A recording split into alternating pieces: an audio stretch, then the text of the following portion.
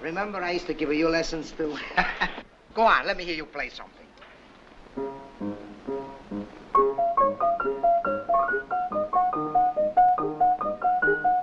and 2 and 3 and 4 and 1 and 2 and 3 and 4 and 1 and 2 and 3 and 4 and 1 and 2 and 3 and 4 and...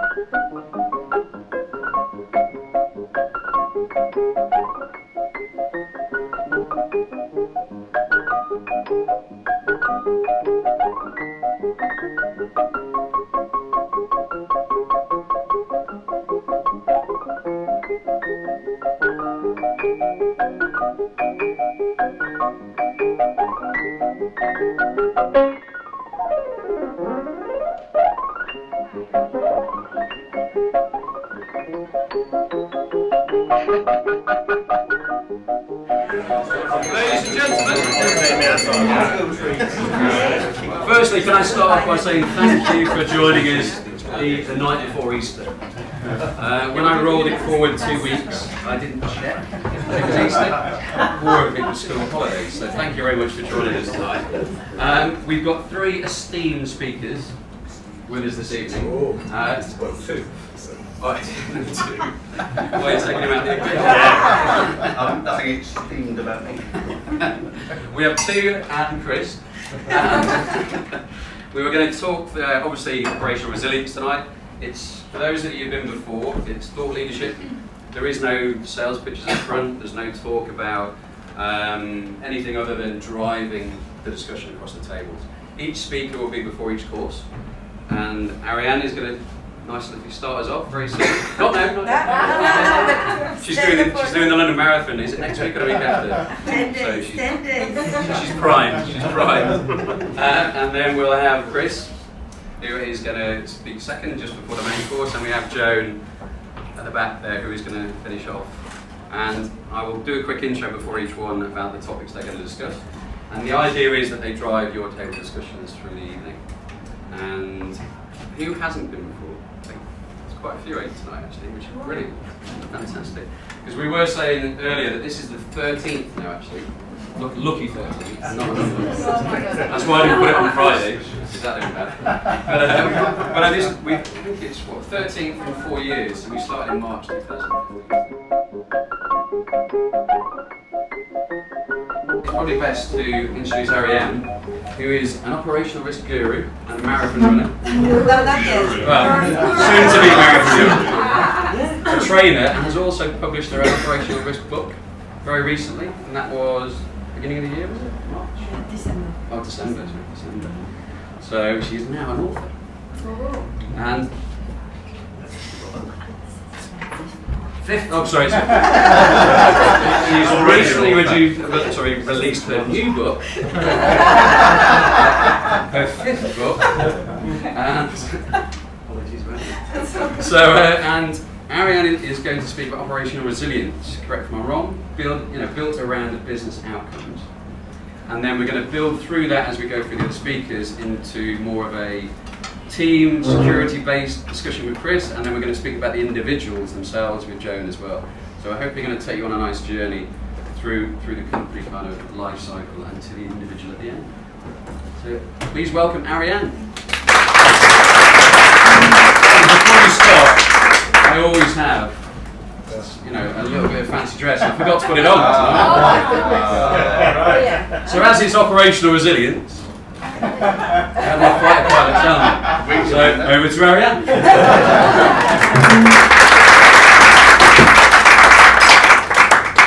Thank you.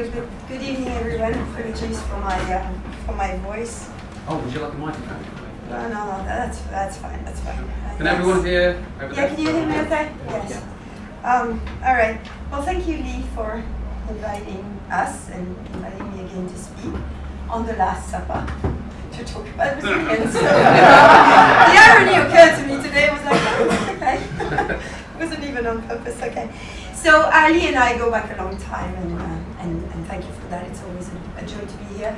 And I do what he says sometimes, and definitely tonight, because I've been instructed to talk about the paper release, consultative paper released last year recently by the Bank of England, PRA, and FCA together.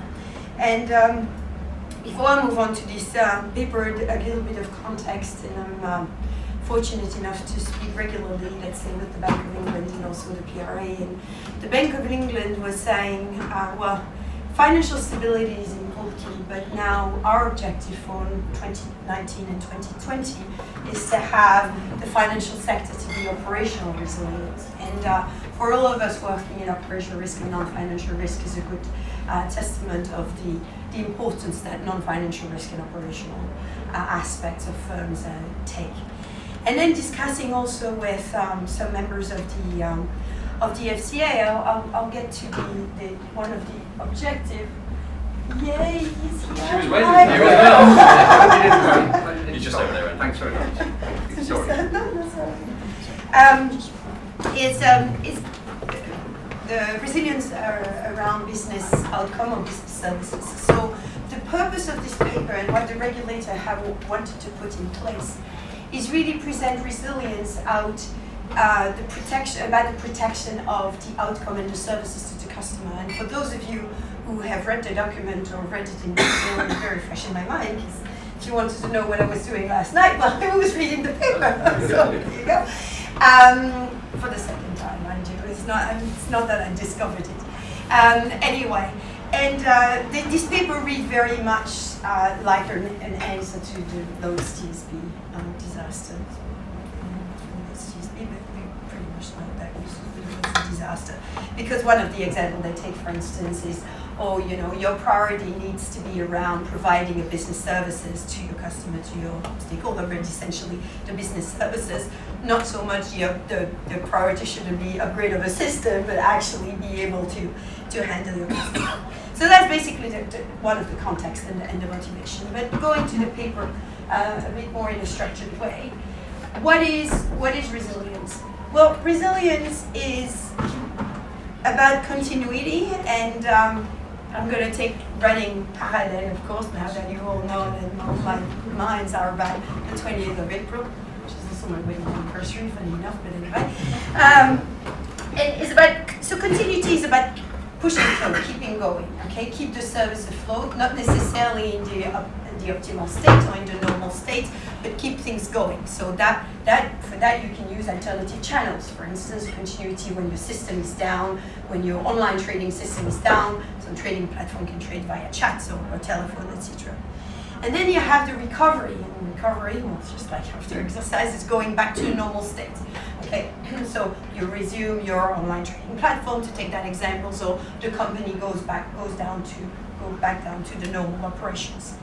And after that, you have what could be called the reinforcement, and what Nassim Taleb calls anti-fragility, and it's what doesn't kill you, making stronger. And in the framework of risk management is around learning the lessons. So we learn the lessons for the discontinuity we have. That's what we put in place. How do we get better next time? And what was interesting is at the beginning of this paper, the regulator made very clear that these three elements are the aspect of resilience. We were talking just a few minutes ago, the difference between continuity that expands to resilience. I think if you want to describe resilience versus the old, but with all due respect, BCP, it's the aspects of continuity, recovery, and then reinforcement. So that's one aspect. What is the scope? The other aspect that I've mentioned is organized by business services, so not only to look at the outcomes you want to deliver to the customer, but also to move away from the technical discussions around what is the system, what is the process, even though the regulator expects you to look at the ramification and to look at the drivers of these services and resilience. But before you decide which services you're going to prioritize, you have to really, just like, I guess, risk appetite decision, but let's not go for this kind of one, but it's the preliminary to that is the prioritizations of your business services. What do I favor, what do I let go, and what are my different tolerances with that. Another element in the service and the treatment and the avoidance of harm, the FCA is very much around the avoidance of harm to customer, is how I'm going to handle that during a crisis or during a discontinuity in terms of communication. And you can sense reading this paper also the lessons learned from the TSB events, shall I say nicely, last year. So also in this context, what it highlights, and it was something that we all, I'm sure, observed in the industry compared to a few years ago, is the importance of incident management. And if you look at 10 or 15 years of history of risk management, we've moved away from prevention only. We can prevent everything. I think that ship has sailed. We can't prevent everything. I'm not going to mention any examples that we all have in mind, but never mind. And so you're more in damage control than incident management. Let's stick to resilience, shall we?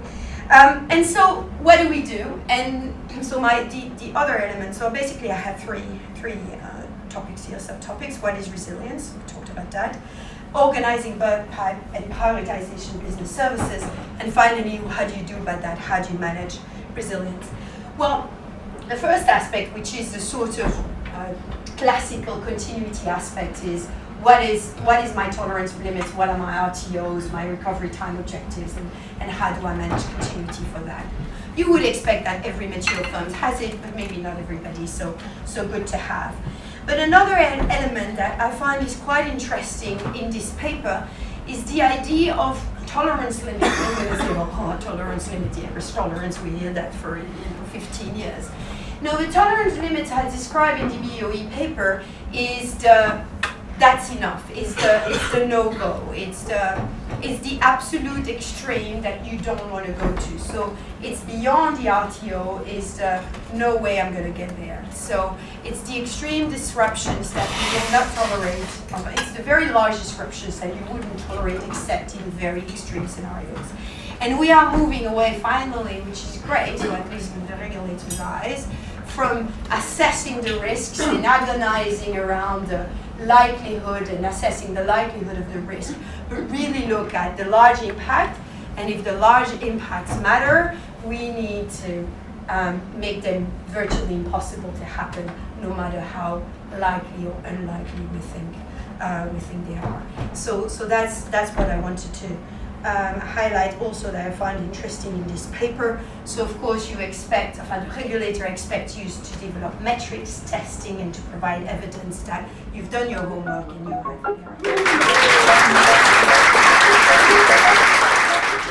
Chris is going to talk about building a security culture that reacts well to this crisis. Not the way you phrased it, but that's sort of thing. We're going to go into it, I think. And duty of care. And duty of care to your employees. Yeah. Well, then, seamlessly, into Joan's speech. It's like we planned it and had a call. But so please welcome Chris.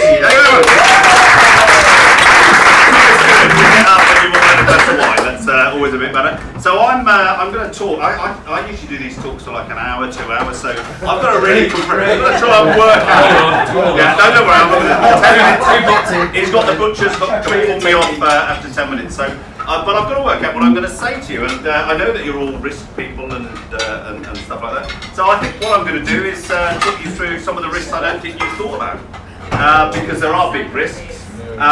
It was quite right, 30 years as a police officer. The last 7 I was in MI5, working as head of the National Counter-Terrorism Security Office. And in that job, my job was to help businesses understand terrorism, but also serious and organised crime, and how it would and could impact you and what you need to do. So I'm going to try and pick out a couple of little bits that might be useful to you. How many people here today think that there's a real risk of a terrorist attack at any time? You don't think there's a real risk?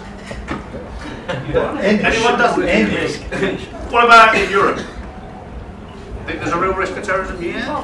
We're going up, we're going up, we're going up. What about the rest of the world? So why aren't you doing anything about it? What have you done to your staff that you allowed to go out and travel around the UK, around London, around Paris, into maybe the Middle East, maybe across the world? What have you actually done to protect your people that you're sending out there? Because I think you'll find, because the last 7 years I've been out of the police, I've been going around to businesses and actually finding out you're doing bugger all. You send people off, you let them make their own flight arrangements, you send them to hotels that you don't know whether they're secure or not. You do all this And yet you know that there's quite a bad terrorist threat out there. Let me take it to the next level. How many of you think that there may be a problem with serious and organised crime? Everyone. So what have you done about it? I mean, this could go on. We could go on with this. I would suggest that really businesses need to start focusing a little bit more on some of the risks that perhaps we forget about. Another one for you. How many people here consider themselves a lone worker? How many of you employ lone workers? What do you consider to be a lone worker? Sorry, you put your hand up last and right in front of me. What do you think of someone that's a lone worker? There are people that we say late into the night when they're on a secondment somewhere. Work somewhere else, send them abroad. What about someone that's working in a cafe? I wouldn't consider that to be a lone worker. Unfortunately, I can see. What about someone that when you go to a conference, just say, probably not tonight, you've not told the bosses you're here tonight, because there's an evening do, but what happens when you send someone to a conference in Birmingham, in Madrid, in France? Are they your responsibility? Yeah, of course they are. When you go, you're the responsibility of your bosses. Lone workers, it's a much bigger field than anyone has ever thought about. And I would suggest that everyone in this room works on their own at some stage. And everyone in this room has people that work for them that work on their own.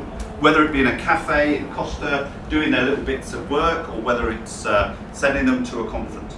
When do you think you're sending, who am I going to pick on? You're sending your deputy to go to a conference in Birmingham. Okay, when do you think your duty of care starts? When does it begin? Well, I reckon when they're at home in their bedroom, I don't think you can be held responsible.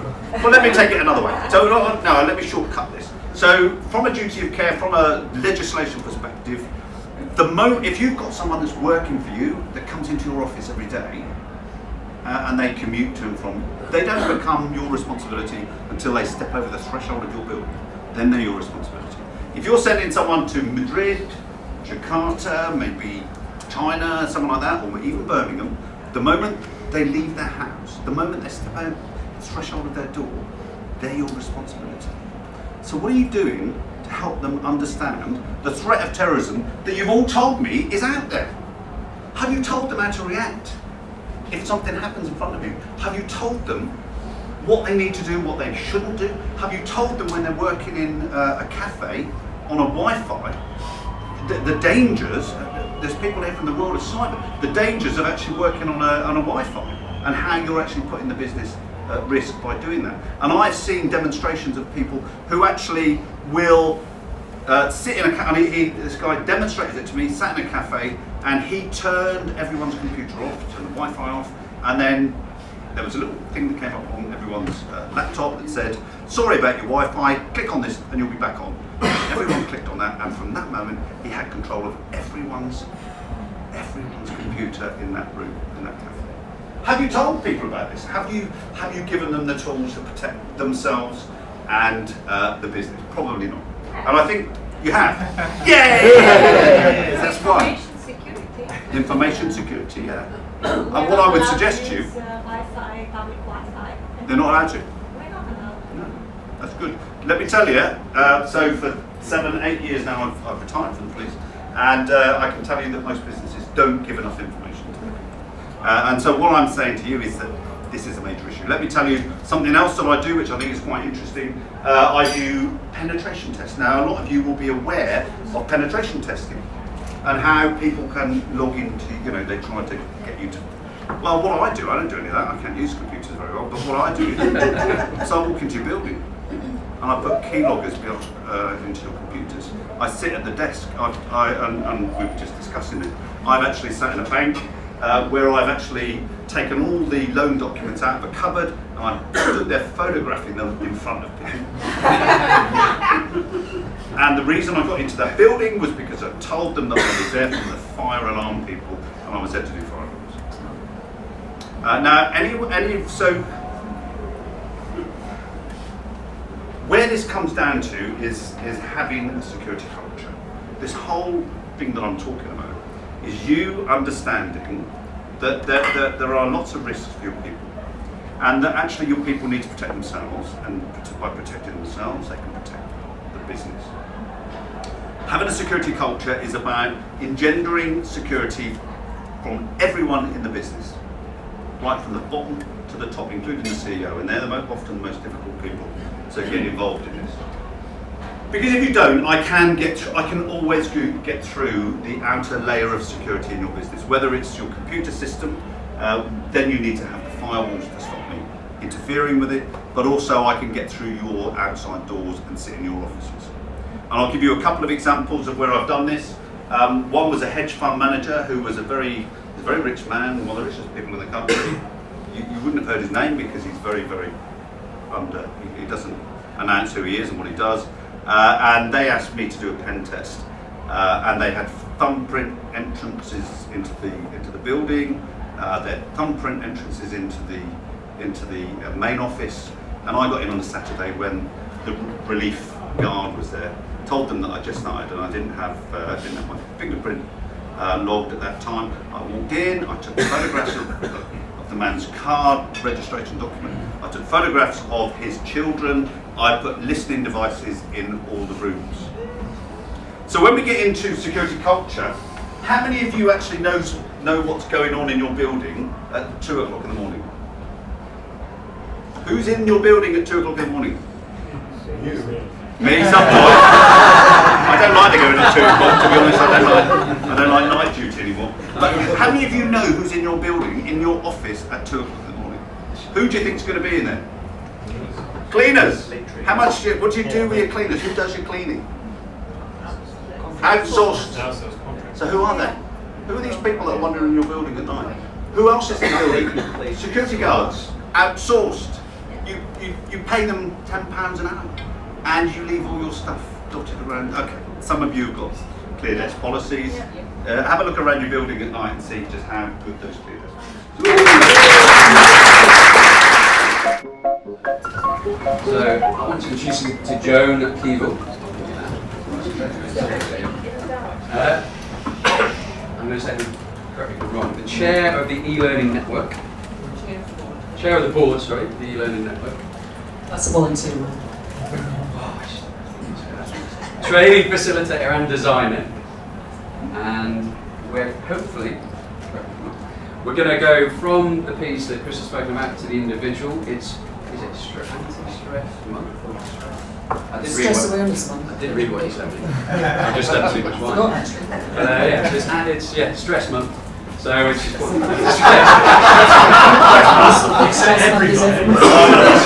it's stress day every day.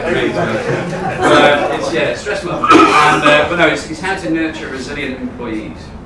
So how can you, building on the duty of care, how can you spot people that are in trouble, which I don't think many companies do very well, and I think we're going to explore that now. So please welcome Joan to the stage.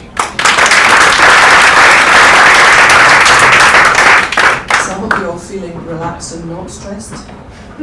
I will keep this short in the time frame, and I'm going to make it a little bit interactive. Do we all know what stress is? The definition of stress? No, it is. It's the definition. Tough one actually. I opened my gob before I had an answer that one. Just anxiety and struggling to cope.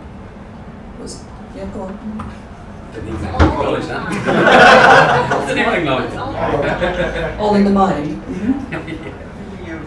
Just be tricky. What's happening around you?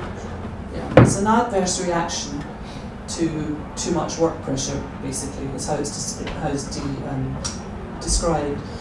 It's not an illness. I mean, PTSD is an illness, post-traumatic stress disorder, but stress itself is not deemed to be an illness, but it does cause a lot of other problems that increase ill health. So what I want to do is to pick up the threads and to try and weave everything together, because it seems to me that you can do all the resilience planning that you like, but if your people fall over, you've got problems. Now, how many of you are actually experiencing stress at work? I don't want to make this personal, but are you aware of people in your organisation who have gone off sick with stress-related ill health? Can we have a show of hands? My goodness. Is it something you're able to deal with? Have you got systems and processes in place? Yeah. No. So some of you have. So if you haven't, you need to seek out these people who have got tactics already in place. Do you know how many days are lost in the UK, or were lost the last couple of years over stress? Any guesses?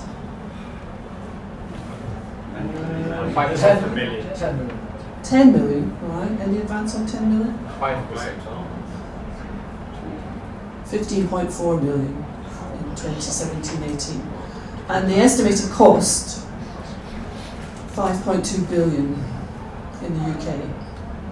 So it really is staggering. Now, this data is off the Health and Safety Executive website, it has a whole section on stress, which I suggest you go and have a look at if you want to learn more. It is really very detailed, and they have done longitudinal studies on the impact of stress. So, what do you think are the main causes of stress? Stressors that people really suffer from? Long hours. Yeah, bad boss, long hours. External factors. Are they things not related to work? Yeah, precisely. And have you ever been tempted to take the approach of that famous chef, where he says, if you can't stand the heat, get out of the effing kitchen? The problem about stress is that it's very personal, and it depends on a lot of other things that are going on in your life, emotionally, family, work, whatever.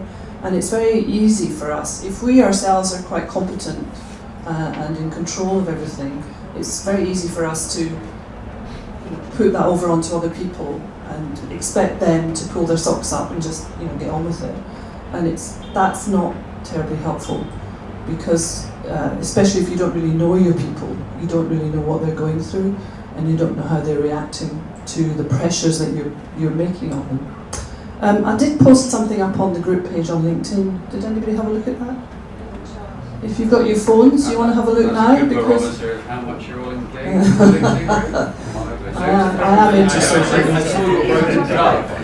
Invited you 3 times. So while you're opening up your Supper Club page on LinkedIn to have a look at the stress performance curve image, just to recap, stress is a feeling where you're not in control of the demands being made of you, and it's hindered by a lack of support, which might be from your manager or from those around you.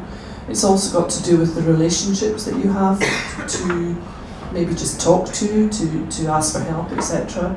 And it's not helped at all by all the changes that people are going through, which often leads to a lack of clarity about roles. So all of those things together can make life very difficult. Can you see the image?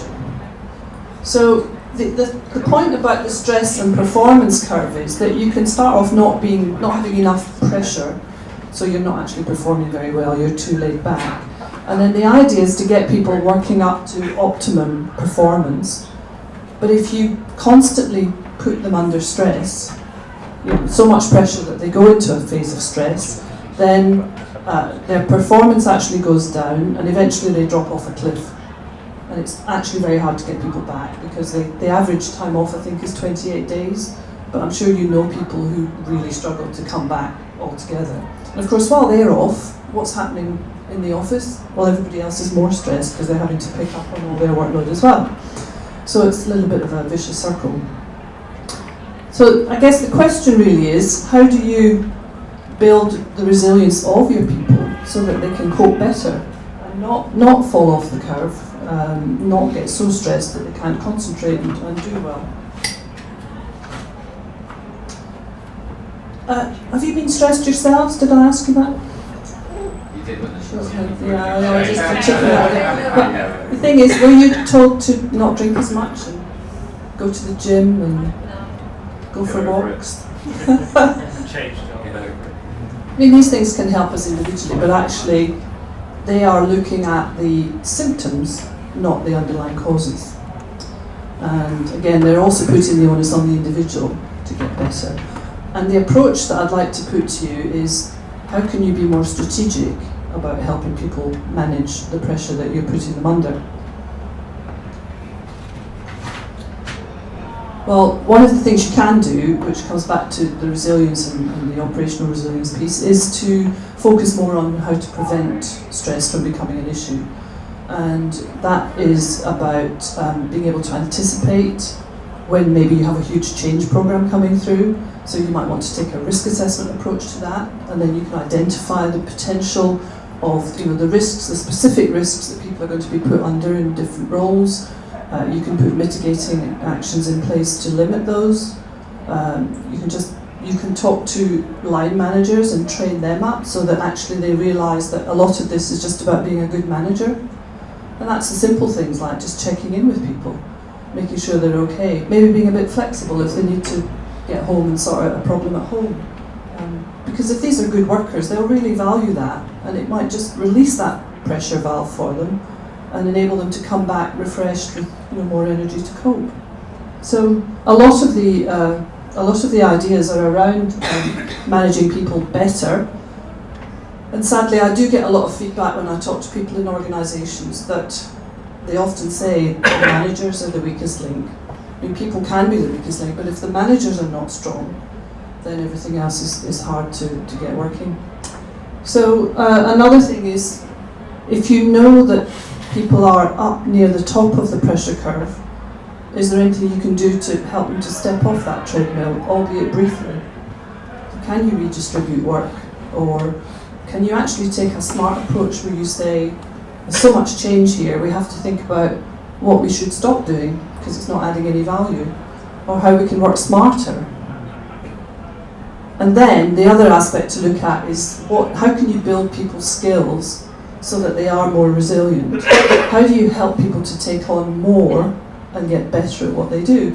And they say, I think, well, I read it a lot on LinkedIn anyway, that people look at an organisation now and look at the development path that they're being offered, and that's partly what they make decisions on when they choose an employer.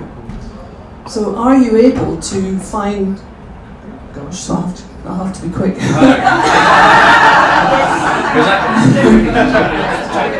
Are you able to find ways of building their capabilities on the job with training, with coaching, with mentoring, giving them more tricky projects, giving them more autonomy, giving them better feedback, not micromanaging them, but actually,